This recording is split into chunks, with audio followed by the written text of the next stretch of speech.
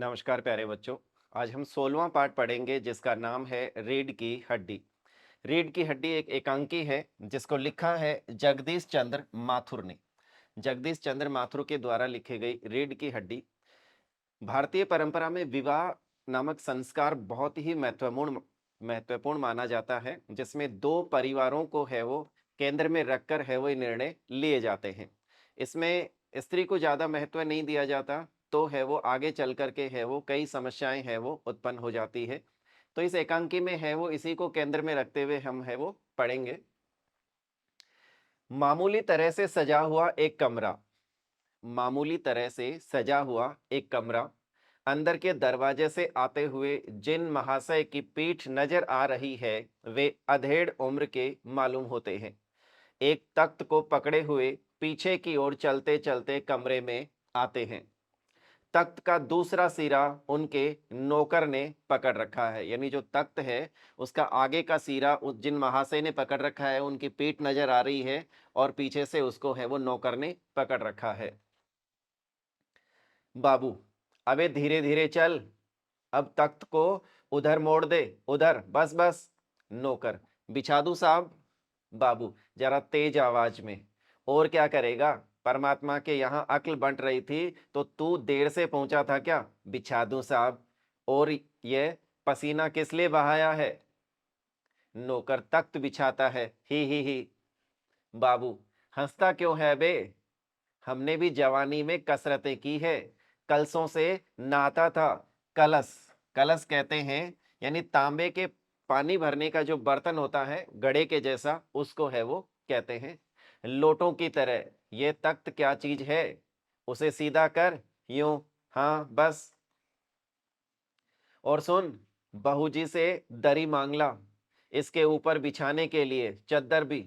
कल जो धोबी के यहाँ से आई है वही। नौकर जाता है। बाबू साहब इस बीच में मेज पोस ठीक करते हैं। मेज पोस कहते हैं मेज पर बिछाने का जो कपड़ा होता है, टेबल का जो कवर होता है, उसको मेज पोस कहते हैं। एक झाड़न से गुलदस्ते को साफ करते हैं। झाड़न कहते हैं चीजों पर जो धूल जम जाती है, उस धूल को उतारने का जो कपड़ा होता है, उसको झाड़ने का कपड़ा होता है, उसको झाड़न कहते हैं। कुर्सियों पर भी दो चार हाथ लगाते हैं। सहसा घर की मालकिन प्रेमा आती है। गंदुमी रंग, छोटा कद, गंदुमी यानी गेहुआ रंग, छोटा कद, चेहरे और आवाज से जाहिर होता है किसी काम में बहुत व्यस्त है। उनके पीछे पीछे भीगी बिल्ली की तरह नौकर आ रहा है, खाली हाथ। बाबू साहब, राम स्वरूप। दोनों तरफ देखने लगते हैं। प्रेमा, मैं कहती हूं तुम्हें इस वक्त धोती की क्या जरूरत पड़ गई? एक तो वैसे ही जल्दी जल्दी में। राम स्वरूप, धोती? प्रेमा, हाँ, अभी तो बदल कर आए हो और फिर न जाने किस लिए। राम स्वरूप, लेकिन तुमसे धोती मांगी किसने? प्रेमा, यही तो कह रहा था रतन। राम स्वरूप, क्यों बे रतन, तेरे कानों में डांट लगी है क्या? मैंने कहा था धोबी के यहां से जो चद्दर आई है उसे मांग ला। अब तेरे लिए दूसरा दिमाग कहां से लाऊं, उल्लू कहीं का। प्रेमा, अच्छा, जा, पूजा वाली कोठरी में लकड़ी के बक्स के ऊपर धुले हुए कपड़े रखे हैं, न उन्हीं में से एक चद्दर उठा ला। रतन, और दरी? प्रेमा, दरी यहीं तो रखी है, कोने में, वह पड़ी तो है। रामस्वरूप दरी उठाते हुए और बीवी जी के कमरे में से हारमोनियम उठा ला, यानी हारमोनियम जो है उसको उठा ला, और सितार भी, जल्दी जा। रतन जाता है। पति पत्नी तख्त पर दरी बिछाते हैं। प्रेमा, लेकिन वह तुम्हारी लाडली बेटी तो मुंह फुलाए पड़ी है। लाडली यानी प्यारी या दुलारी। राम स्वरूप, मुंह फुलाए? और तुम उसकी माँ किस मर्ज की दवा हो? जैसे तैसे करके तो वे लोग पकड़ में आए हैं। अब तुम्हारी बेवकूफी से सारी मेहनत बेकार जाए तो मुझे दोष मत देना। मर्ज यानी बीमारी। प्रेमा, तो मैं ही क्या करूं, सारे जतन करके तो हार गई। जतन यानी प्रयास करके तो हार गई। तुम्ही ने उसे पढ़ा लिखा कर इतना सिर चढ़ा रखा है। मेरी समझ में तो ये पढ़ाई लिखाई के जंजाल आते नहीं। अपना जमाना अच्छा था। आई, पढ़ ली, आ ई पढ़ ली, गिनती सीख ली, और बहुत हुआ तो स्त्री सुबोधिनी पढ़ ली। स्त्री सुबोधिनी स्त्रियों के लिए आरंभिक पोथी यानी पुस्तक जिसमें सद्गृहिणी बनने की सीख दी जाती है, उसे कहते हैं स्त्री सुबोधिनी।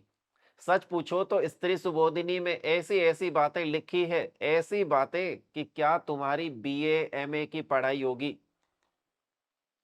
और आजकल के तो लक्षण ही अनोखे हैं। राम स्वरूप, ग्रामोफोन बाजा होता है न प्रेमा, क्यों?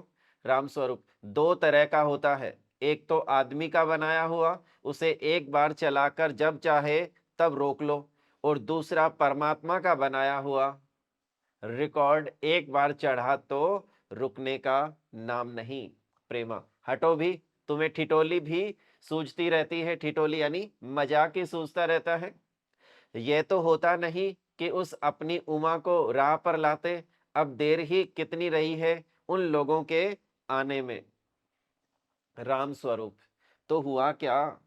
प्रेमा, तुम्ही ने तो कहा था कि जरा ठीक ठाक करके नीचे लाना। आजकल तो लड़की कितनी ही सुंदर हो, बिना टिमटाम के भला कौन पूछता है? टिमटाम यानी दिखावा के, मेकअप वगैरह के कौन पूछता है? इसी मारे मैंने तो पाउडर वोडर उसके सामने रखा था। पाउडर वोडर यानी पाउडर वगैरह उसके सामने रखा था, पर उसे तो इन चीजों से न जाने किस जन्म की नफरत है। मेरा कहना था कि आंचल में मुंह लपेट कर लेट गई। भाई मैं बाज आई तुम्हारी इस लड़की से। बाज आई यानी तंग होना, यानी मैं तो इस लड़की से तंग आ गई हूं। राम स्वरूप, न जाने कैसा इसका दिमाग है, वरना आजकल की लड़कियों के सहारे तो पाउडर का कारोबार चलता है। प्रेमा, अरे मैंने तो पहले ही कहा था, एंट्रेंस ही पास करा देते, लड़की अपने हाथ रहती और इतनी परेशानी न उठानी पड़ती। पर तुम तो एंट्रेंस यानी मैट्रिक 10वीं पास। राम स्वरूप, बात काटकर, चुप चुप, दरवाजे में झांकते हुए, तुम्हें कतई अपनी जबान पर काबू नहीं है। कल ही ये बता दिया था कि उन सब लोगों के सामने जिक्र और ढंग से होगा। कतई यानी जरा भी, जिक्र यानी उल्लेख, जरा यानी और ढंग से होगा। मगर तुम तो अभी से सब कुछ उगले देती हो, उनके आने तक तो न जाने क्या हाल करोगी। प्रेमा, अच्छा बाबा, मैं न बोलूंगी, जैसी तुम्हारी मर्जी हो करना, बस मुझे तो मेरा काम बता दो। राम स्वरूप, तो उमा को जैसे हो तैयार कर लो। न सही पाउडर, वैसे कौन बुरी है, मान लेकर भेज देना उसे। और नाश्ता तो तैयार है न, रतन का आना। आ गया रतन, इधर आ, इधर ला, इधर। बाजा नीचे रख दे, चद्दर खोल, पकड़ तो जरा उधर से। बाजा यानी हारमोनियम। चद्दर बिछाते हैं। प्रेमा, नाश्ता तो तैयार है, मिठाई तो वे लोग ज्यादा खाएंगे नहीं, कुछ नमकीन चीजें बना दी है, फल रखे हैं ही, चाय तैयार है और टोस्ट भी। मगर हाँ, मक्खन, मक्खन तो आया ही नहीं। राम स्वरूप, क्या कहा? मक्खन नहीं आया? तुम्हें भी किस वक्त याद आई है? जानती हो कि मक्खन वाले की दुकान दूर है, पर तुम्हें तो ठीक वक्त पर कोई बात सूझती ही नहीं। अब बताओ, रतन मक्खन लाए कि यहाँ का काम करे? दफ्तर के चपरासी से कहा था आने के लिए, सो नखरों के मारे।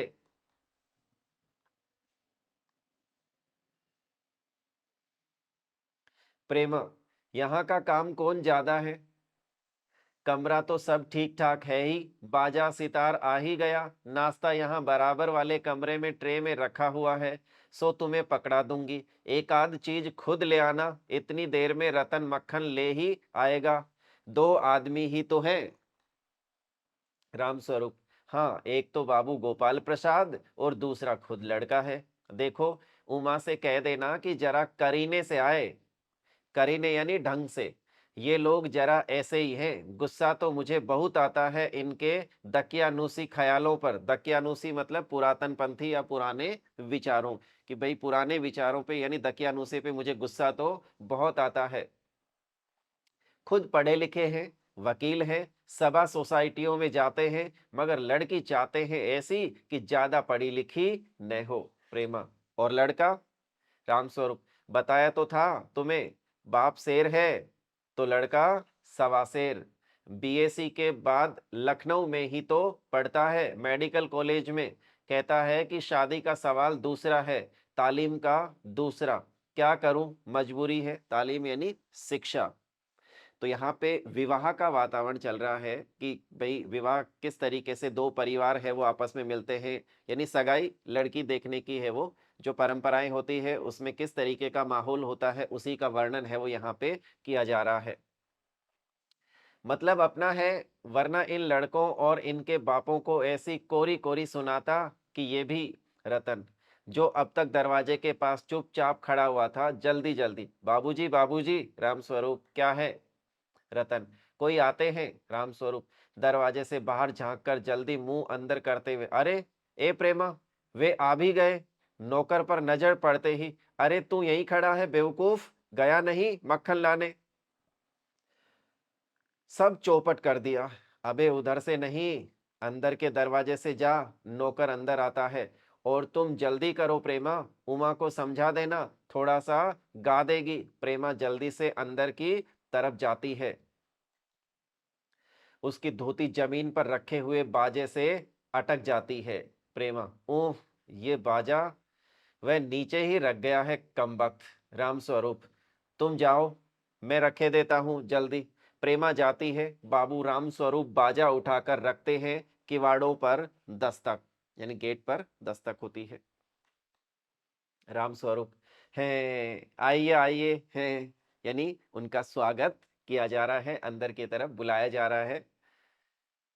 बाबू गोपाल प्रसाद और उनके लड़के शंकर का आना आंखों से लोक चतुराई टपकती है। आवाज से मालूम होता है कि काफी अनुभवी और फितरती महाशय हैं। उनका लड़का कुछ खीस निपोरने वाले नौजवानों में से है। आवाज पतली है और खिसियाहट भरी, झुकी कमर इनकी खासियत है।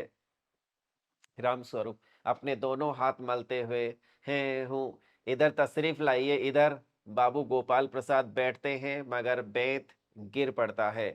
यानी वहां पे उनको स्वागत के साथ में बिठाया जाता है कि इधर तशरीफ लाइए, और जैसे ही वो बैठते हैं तो बेंत है वो गिर पड़ता है। रामस्वरूप, ये बेंत लाइए मुझे दीजिए। कोने में रख देते हैं। सब बैठते हैं। हैं, मकान ढूंढने में तकलीफ तो नहीं हुई? मकान ढूंढने में तकलीफ तो नहीं हुई? इस तरीके से उनसे है वो बातचीत का सिलसिला शुरू करते हैं। गोपाल प्रसाद खेंखार कर, यानी खेंखार कर, नहीं, तांगे वाला जानता था, और फिर हमें तो यहाँ आना ही था, रास्ता मिलता कैसे नहीं? रामस्वरूप, है ये तो आपकी बड़ी मेहरबानी है, मैंने आपको तकलीफ तो दी। गोपाल प्रसाद, अरे नहीं साहब, जैसा मेरा काम वैसा आपका काम, आखिर लड़के की शादी तो करनी ही है, बल्कि यूं कहिए कि मैंने आपके लिए खासी परेशानी कर दी। रामस्वरूप, हैं ये लीजिए, आप तो मुझे कांटों में घसीटने लगे, हम तो आपके सेवक ही हैं। थोड़ी देर बाद लड़के की ओर मुखातिब होकर, और कहिए शंकर बाबू, कितने दिनों की छुट्टियां हैं?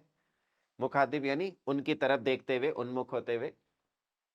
शंकर जी, कॉलेज की तो छुट्टियां नहीं है, वीकेंड में चला आया था। रामस्वरूप, आपके कोर्स खत्म होने में तो अब साल भर रहा होगा। शंकर जी, यही कोई साल दो साल। रामस्वरूप, साल दो साल?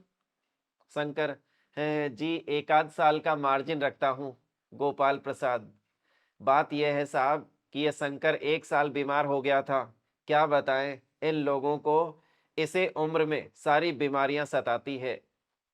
एक हमारा जमाना था कि स्कूल से आकर दर्जनों कचौड़ियां उड़ा जाते थे, मगर फिर तो खाना खाने बैठते तो वैसी की वैसी ही भूख। रामस्वरूप, कचौड़ियां भी तो उस जमाने में पैसे की दो आती थी। गोपाल प्रसाद, जनाब ये हाल था कि 4 पैसे में ढेर सी बालाई आती थी। बालाई यानी दूध से बनी हुई एक मिठाई, तो बालाई आती थी, और अकेले 2 आने की हजम करने की ताकत थी अकेले। और अब तो बहुतेरे खेल वगैरह ही होते हैं स्कूल में।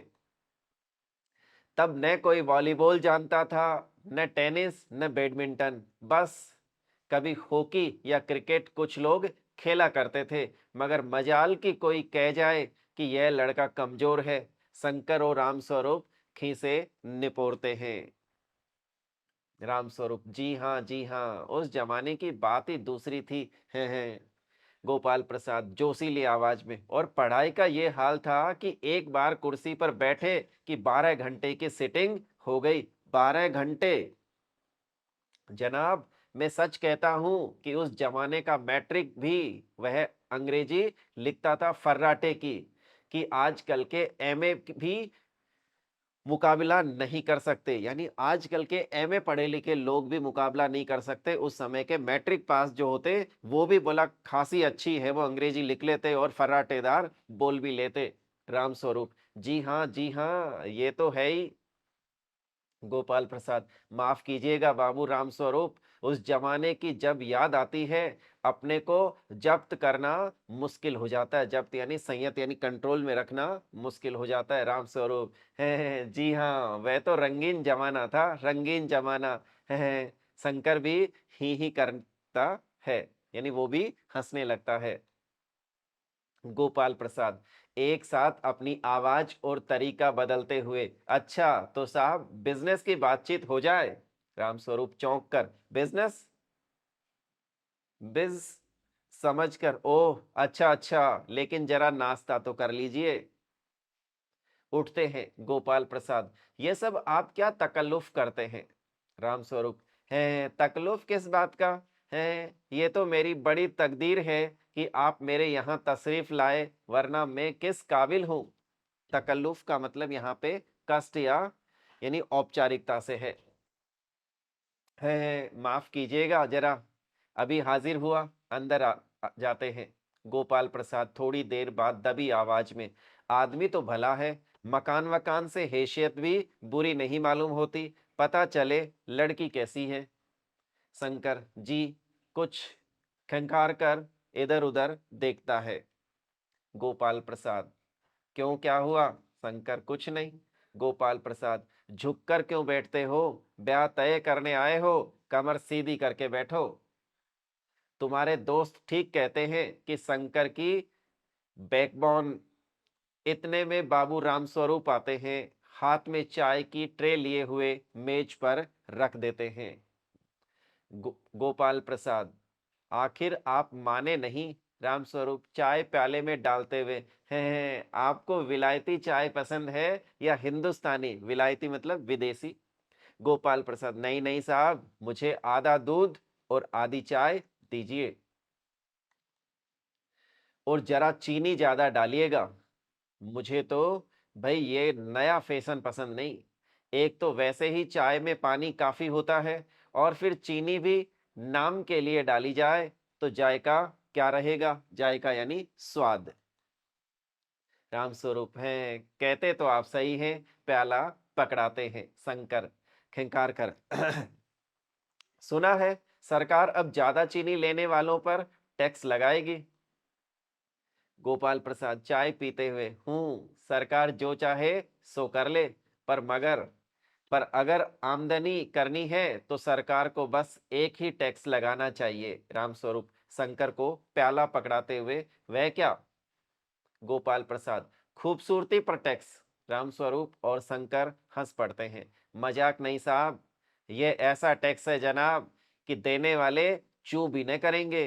बस शर्त यह है कि हर एक औरत पर यह छोड़ दिया जाए कि वह अपनी खूबसूरती के स्टैंडर्ड के माफिक अपने ऊपर टैक्स तय कर ले। फिर देखिए सरकार की कैसी आमदनी बढ़ती है। वो कह रहे हैं कि अब जो ये टैक्स, एक ही टैक्स होना चाहिए, और वो टैक्स कौन सा होना चाहिए? खूबसूरती पे टैक्स होना चाहिए। और ये किस पे छोड़ देना चाहिए? ये महिलाओं पे छोड़ देना चाहिए, स्त्रियों पे छोड़ देना चाहिए, कि वो अपनी खूबसूरती के हिसाब से टैक्स के है वो दायरे तय कर ले कि मुझे कितना टैक्स है वो देना है। तो बोला फिर देखिए सरकार के पास में कितना टैक्स आता है। रामस्वरूप जोर से हंसते हुए, वाह वाह, खूब सोचा आपने, वाकई आजकल ये खूबसूरती का सवाल भी बेढब हो गया है। हम लोगों के जमाने में तो ये कभी उठता ही न था। तस्तरी गोपाल प्रसाद की तरफ बढ़ाते हैं, लीजिए तस्तरी यानी जो प्याला होता है, प्लेट टाइप का, उसे। गोपाल प्रसाद समोसा उठाते हुए, कभी नहीं। राम स्वरूप शंकर की तरफ मुखातिब होकर, आपका क्या ख्याल है शंकर बाबू? शंकर, किस मामले में? राम स्वरूप, यही कि शादी तय करने में खूबसूरती का हिस्सा कितना होना चाहिए। गोपाल प्रसाद बीच में ही, ये बात दूसरी है बाबू राम स्वरूप, मैंने आपसे पहले ही कहा था, लड़की का खूबसूरत होना निहायत जरूरी है, कैसे भी हो, चाहे पाउडर वगैरह लगाए, चाहे वैसे ही। बात यह है कि हम आप मान भी जाएं, मगर घर की औरतें तो राजी नहीं होती। आपकी लड़की तो ठीक है। रामस्वरूप, जी हाँ, वह तो अभी आप देख लीजिएगा। गोपाल प्रसाद, देखना क्या, जब आपसे इतनी बातचीत हो चुकी है तब तो यह रस्म ही समझिए। रामस्वरूप, है, ये तो आपका मेरे ऊपर भारी एहसान है, हंसने लगते हैं। एहसान का मतलब है कि कृपा, कि ये तो आपकी मेरे ऊपर कृपा है। गोपाल प्रसाद, और जायचा यानी जन्म पत्र तो मिल ही गया होगा। जायचा मतलब कुंडली या जन्म पत्री है वो, तो वो तो मिल ही गई होगी। राम स्वरूप, जी, जायचे का मिलना क्या मुश्किल बात है, ठाकुर जी के चरणों में रख दिया, बस खुद ब खुद मिला हुआ समझिए। गोपाल प्रसाद, ये ठीक कहा आपने, बिल्कुल ठीक। थोड़ी देर रुक कर, लेकिन हाँ, ये जो मेरे कानों में भनक पड़ी है, ये तो गलत है ना? राम स्वरूप चौंक कर, क्या? गोपाल प्रसाद, ये पढ़ाई लिखाई के बारे में। जी हाँ, साफ बात है साहब, हमें ज्यादा पढ़ी लिखी लड़की नहीं चाहिए। मेम साहब तो रखनी नहीं, कौन भुगतेगा उनके नखरों को? बस हद से हद मैट्रिक पास होनी चाहिए। क्यों शंकर? शंकर, जी हाँ, कोई नौकरी तो करानी नहीं। रामस्वरूप, नौकरी का तो कोई सवाल ही नहीं उठता। गोपाल प्रसाद, और क्या साहब, देखिए, कुछ लोग मुझसे कहते हैं कि जब आपने अपने लड़कों को बीए तक पढ़ाया है, तब उनकी भव्य भी ग्रेजुएट लीजिएगा। भला पूछिए इन अक्ल के ठेकेदारों से कि क्या लड़कों की पढ़ाई और लड़कियों की पढ़ाई एक बात है? अरे, मर्दों का काम तो है ही पढ़ना और काबिल होना। अगर औरतें भी वही करने लगी, अंग्रेजी अखबार पढ़ने लगी और पॉलिटिक्स वगैरह पर बहस करने लगी, तब तो हो चुकी गृहस्थी। जनाब, मोर के पंख होते हैं, मोरनी के नहीं। शेर के बाल होते हैं, शेरनी के नहीं। रामस्वरूप, जी हाँ, और मर्द के दाढ़ी होती है, औरत के नहीं है। शंकर भी हंसता है, मगर गोपाल प्रसाद गंभीर हो जाते हैं। गोपाल प्रसाद, हाँ हाँ, वह भी सही है। कहने का मतलब यह है कि कुछ बातें दुनिया में ऐसी है जो सिर्फ मर्दों के लिए है, और ऊंची तालीम भी ऐसी चीजों में से एक है। ऊंची तालीम यानी पढ़ाई, तालीम का मतलब शिक्षा से है, और ऊंची यानी उच्च शिक्षा। राम स्वरूप शंकर से, चाय और लीजिएगा? शंकर, धन्यवाद, पी चुका। राम स्वरूप गोपाल प्रसाद से, आप? गोपाल प्रसाद, बस साहब, अब तो खत्म ही कीजिए। राम स्वरूप, आपने तो कुछ खाया ही नहीं, चाय के साथ टोस्ट नहीं थे, क्या बताएं? वह मक्खन।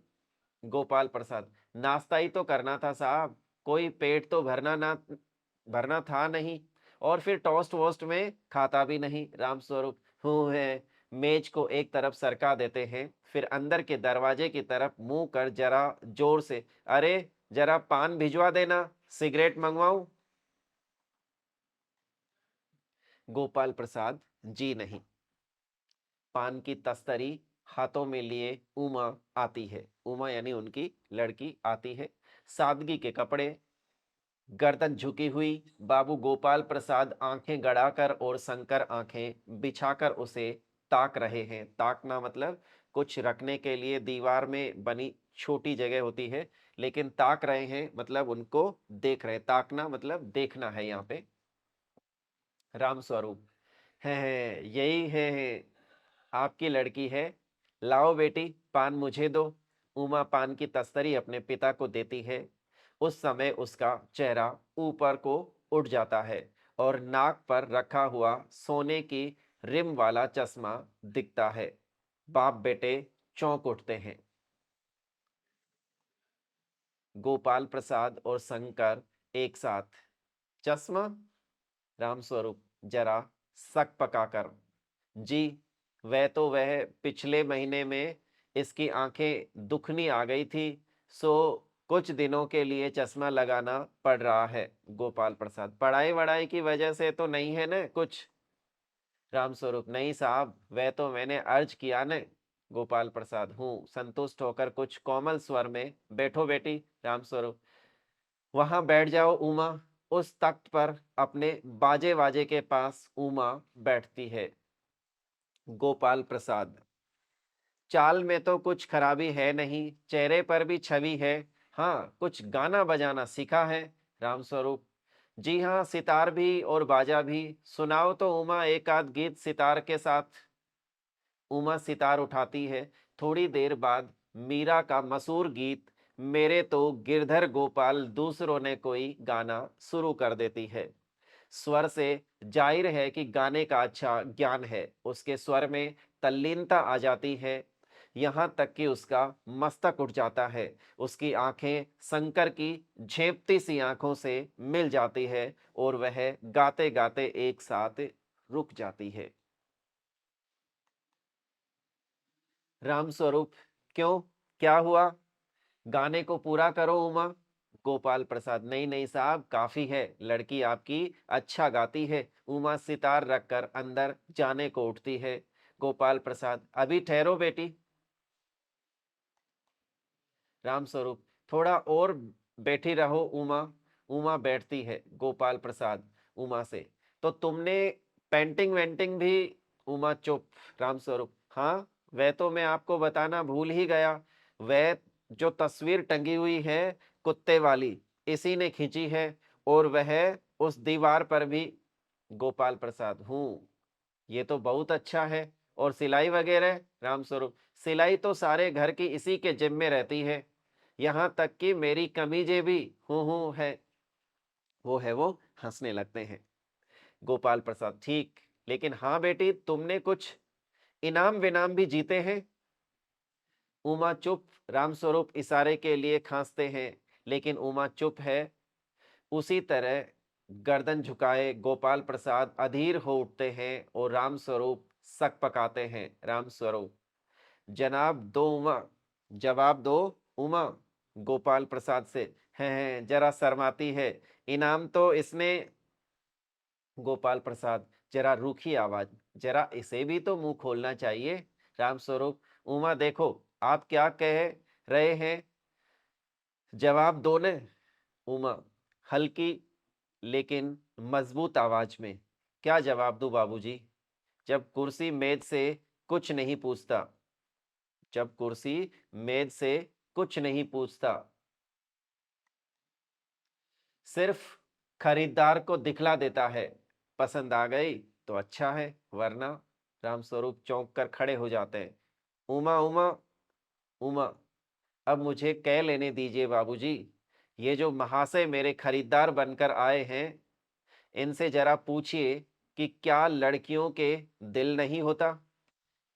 क्या उनके चोट नहीं लगती? क्या बेबस भेड़ बकरियां हैं जिन्हें कसाई अच्छी तरह देख भाल कर, यानी उमा है वो उनको खरी खोटी सुनाने लगती है कि क्या उनके दिल नहीं होता, क्या उनके चोट नहीं लगती? ऐसे ही भेड़ बकरियों की तरह है वो, अच्छी तरह देखभाल के खरीदने के लिए आ जाते हैं, इस तरीके से है वो कहने लगती है। गोपाल प्रसाद ताव में आकर, बाबू राम स्वरूप, आपने मेरी इज्जत उतारने के लिए मुझे यहाँ बुलाया था? उमा तेज आवाज में, जी हाँ, और हमारी बेइज्जती नहीं होती जो आप इतनी देर से नापतोल कर रहे हैं? और जरा अपने इन साहबजादे से पूछिए कि अभी पिछली फरवरी में ये लड़कियों के हॉस्टल के इर्द गिर्द क्यों घूम रहे थे और वहां से कैसे भगाए गए थे, इर्द गिर्द यानी आसपास। शंकर, बाबूजी चलिए। गोपाल प्रसाद, लड़कियों के हॉस्टल में? क्या तुम कॉलेज में पढ़ी हो? राम स्वरूप चुप। उमा, जी हाँ, कॉलेज में पढ़ी हूँ, मैंने बीए पास किया है।